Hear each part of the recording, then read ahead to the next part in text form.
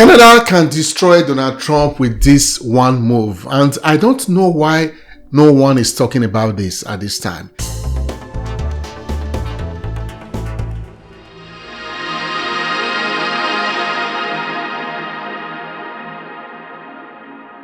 If you've been watching the Canadian-American relations in the past few weeks, it would seem one is in a dream state.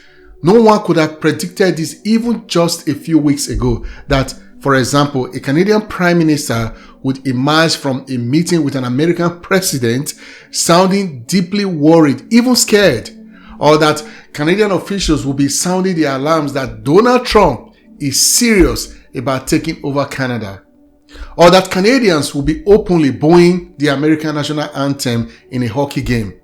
But here we are. Crazy times indeed. It's starting with the tariffs, unjustified, aggressive, and aimed squarely at Canada for no reason.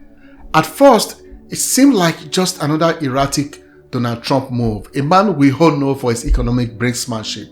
Everyone said these threats were simply negotiating tactics. They said it was Trump just being Trump. But now, Canadian officials who have met with Trump himself and his advisors are sounding the alarm.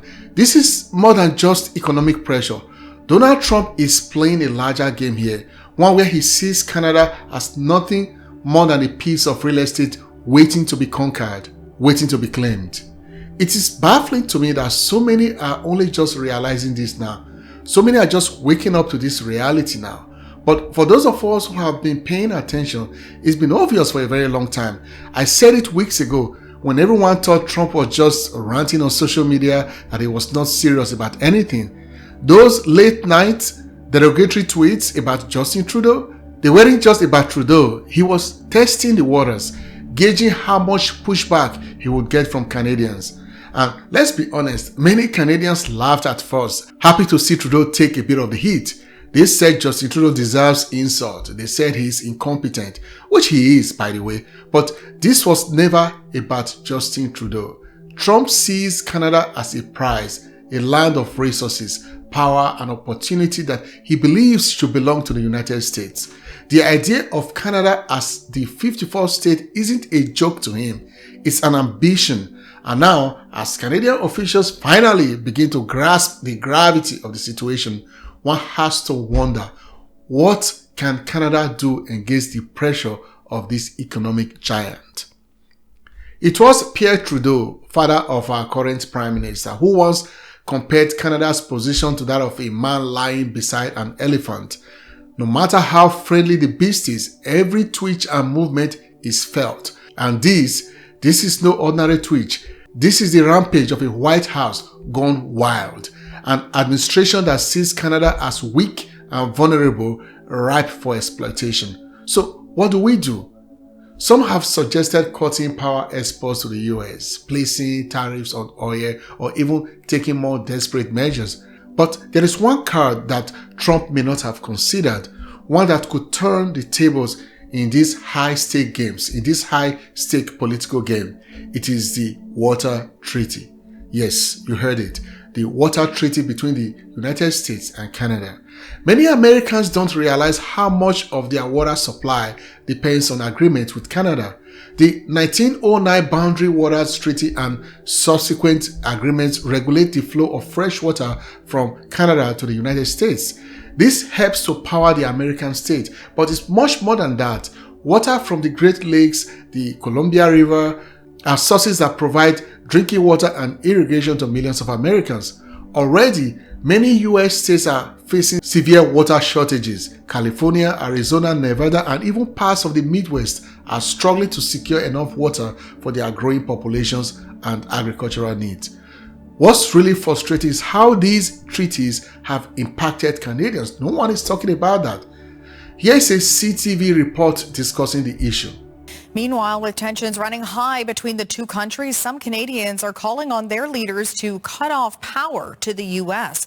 As Yvette Brand reports, others are urging negotiators to tear up a decades-old water treaty that ensures the U.S. gets reliable power. A stunning vista but not to Crystal Spicer. It's devastating to look at. That's because decades ago it was here that waters swallowed her family farm when this area was flooded. I'll never forget the paradise it was before.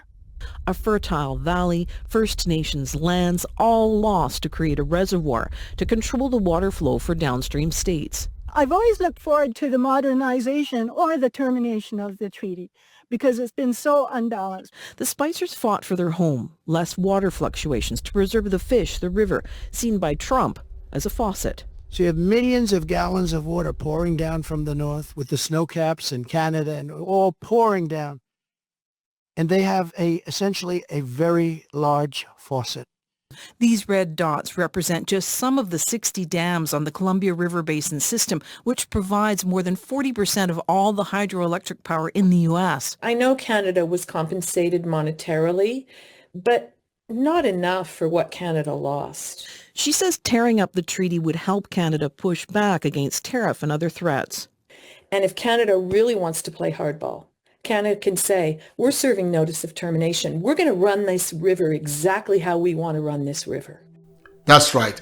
The Great Lakes and Columbia River are critical sources of water for drinking, agriculture, and industry in the U.S. states such as Michigan, Ohio, Pennsylvania, New York, and Minnesota. They all rely on water from the Great Lakes, while Washington, Oregon, and parts of the Midwest depend on the Columbia River for irrigation and hydroelectric power. If Canada restricts or reduces the flow of water, it could devastate U.S. communities, leading to water rationing and price hikes.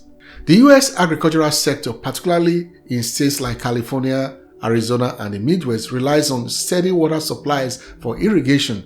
A water shortage will lead to lower crop yields, higher food prices, and economic turmoil in farming communities in those states. Many American cities rely on hydroelectric power generated from water flowing through Canada, as I mentioned before. The Columbia River Treaty is a key agreement between the two nations that allows for shared use of water resources for power generation.